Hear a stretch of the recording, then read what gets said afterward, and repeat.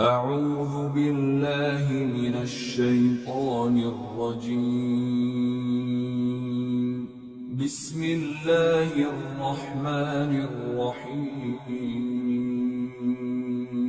سورة الانعام آیت نمبر 124.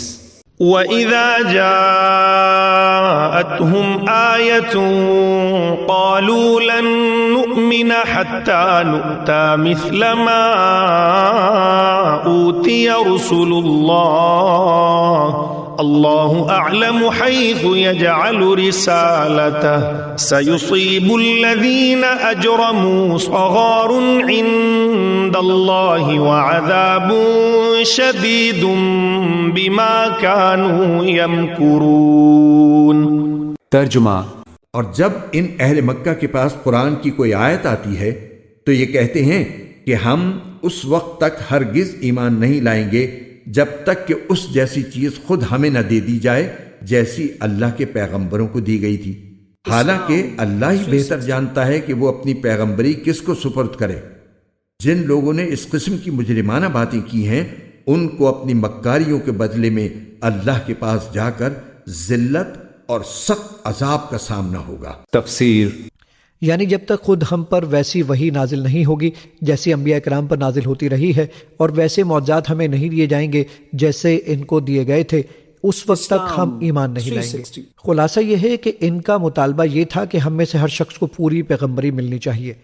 اسی لیے اللہ تعالیٰ نے یہ جواب دیا کہ اللہ تعالیٰ ہی بہتر جانتا ہے کہ پیغمبری کس کو عطا کی جائے. آیت نمبر 125. فمن يرد الله أن يهديه يشرح صدره للإسلام ومن يرد أن يضله يجعل صدره ضيقا حرجا كأنما يصعد في السماء كذلك يجعل الله الرجس على الذين لا يؤمنون. ترجمہ: غرض جس شخص کو اللہ ہدایت تک پہنچانے کا ارادہ کر لے اس کا سینہ اسلام کے لیے کھول دیتا ہے، اور جس کو اس کی ضد کی وجہ سے گمراہ کرنے کا ارادہ کر لے اس کے سینے کو تنگ اور اتنا زیادہ تنگ کر دیتا ہے کہ اسے ایمان لانا ایسا مشکل معلوم ہوتا ہے جیسے اسے زبردستی آسمان پر چڑھنا پڑ رہا ہو. اسی طرح اللہ کفر کی گندگی ان لوگوں پر مسلط کر دیتا ہے جو ایمان نہیں لاتے. تفسیر: اس کا سینہ اسلام کے لیے کھول دیتا ہے.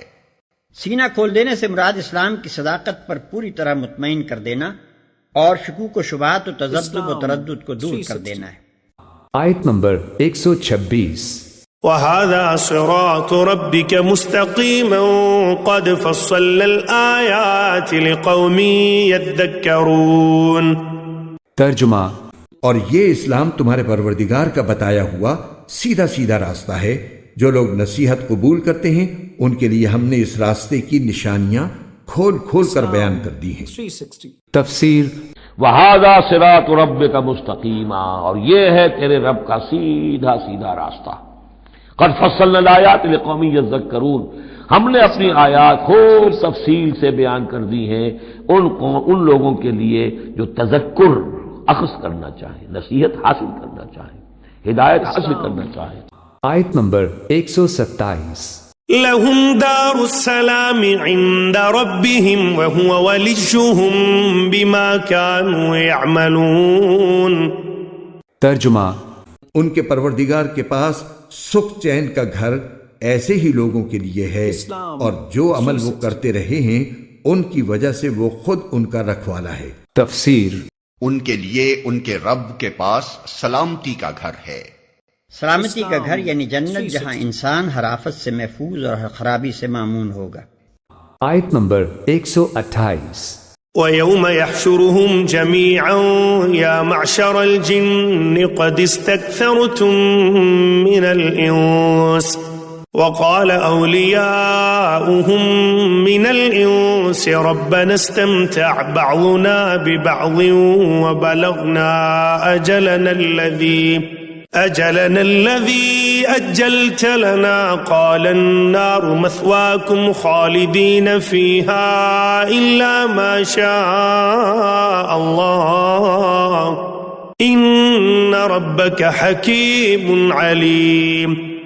ترجمہ، اور اس دن کا دھیان رکھو جس دن اللہ ان سب کو گھیر کر اکٹھا کرے گا اور شیاطین جنات سے کہے گا کہ اے جنات کے گروہ، تم نے انسانوں کو بہت بڑھ چڑھ کر گمراہ کیا، اور انسانوں میں سے جو ان کے دوست ہوں گے وہ کہیں گے اے ہمارے پروردگار، ہم ایک دوسرے سے خوب مزے لیتے رہے ہیں اور اب اپنی اس میعاد کو پہنچ گئے ہیں جو آپ نے ہمارے لیے مقرر کی تھی۔ اللہ کہے گا اب آگ تم سب کا ٹھکانہ ہے جس میں تم ہمیشہ رہو گے، الا یہ کہ اللہ کچھ اور چاہے۔ یقین رکھو کہ تمہارے پروردگار کی حکمت بھی کامل ہے، علم بھی کامل۔ تفسیر۔ انسان تو شیطانوں سے یہ مزے لیتے رہے کہ ان کے بہکائے میں آ کر اپنی نفسانی خواہشات کی تکمیل کی اور وہ گناہ کیے جن سے ظاہری طور پر لذت حاصل ہوتی تھی، اور شیطان انسانوں سے یہ مزے لیتے رہے کہ انہیں گمراہ کر کے خوش ہوئے کہ یہ لوگ خوب اچھی طرح ہمارے قابو میں آ گئے ہیں۔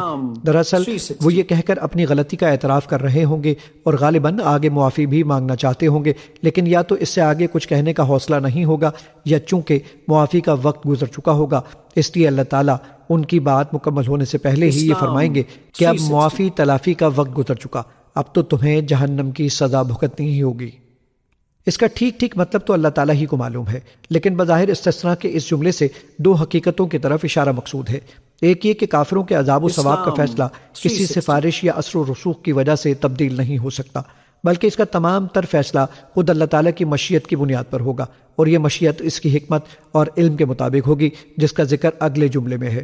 دوسری حقیقت جو اس استثناء سے ظاہر کی گئی ہے یہ ہے کہ کافروں کو ہمیشہ جہنم میں رکھنا معاذ اللہ تعالیٰ کی کوئی مجبوری نہیں ہے، لہذا اگر بالفرض اس کی مشیت یہ ہو جائے کہ کسی کو باہر نکال لیا جائے تو یہ عقلی اعتبار سے ناممکن نہیں ہے، کیونکہ اس کی اس مشیت کے خلاف کوئی اسے مجبور نہیں کر سکتا۔ یہ اور بات ہے کہ اس کی مشیت اس کے علم اور حکمت کے مطابق یہی ہو کہ کافر ہمیشہ جہنم میں رہیں۔ آیت نمبر 129۔ وَكَذَلِكَ نُوَلِّي بَعْضَ الظَّالِمِينَ بَعْضًا بِمَا كَانُوا يَكْسِبُونَ۔ ترجمہ، اور اسی طرح ہم ظالموں کو ان کے کمائے ہوئے اعمال کی وجہ سے ایک دوسرے پر مسلط کر دیتے ہیں۔ تفسیر۔ یعنی جس طرح ان کافروں پر ان کے ضد اور ہٹ دھرمی کی وجہ سے شیاطین کو مسلط کر دیا گیا جو انہیں بہکاتے رہے، اسی طرح ہم ظالموں کی بدعمالیوں کی وجہ سے ان پر دوسرے ظالموں کو مسلط کر دیتے ہیں۔ چنانچہ ایک حدیث میں ہے کہ جب کسی ملک کے لوگ بدعمالیوں میں مبتلا ہو جاتے ہیں تو ان پر ظالم حکمران مسلط کر دیے جاتے ہیں۔ اسی طرح ایک حدیث میں ہے کہ جب کوئی شخص کسی ظالم کے ظلم میں اس کی مدد کرتا ہے تو اللہ تعالیٰ خود اسی ظالم کو مدد کرنے پر مسلط کر دیتا ہے۔ ابن کثیر۔ اس آیت کا ایک اور ترجمہ بھی ممکن ہے، اور وہ یہ ہے کہ اس طرح ہم ظالموں کو ایک دوسرے کا ساتھی بنا دیں گے۔ اس صورت میں آیت کا مطلب یہ ہوگا کہ یہ شیاطین بھی ظالم تھے اور ان کے پیچھے چلنے والے بھی، چنانچہ آخرت میں بھی ہم ان کو ایک دوسرے کا ساتھی بنا دیں گے۔ بہت سے مفسرین نے آیت کی یہی تفسیر کی ہے۔ آیت نمبر 130۔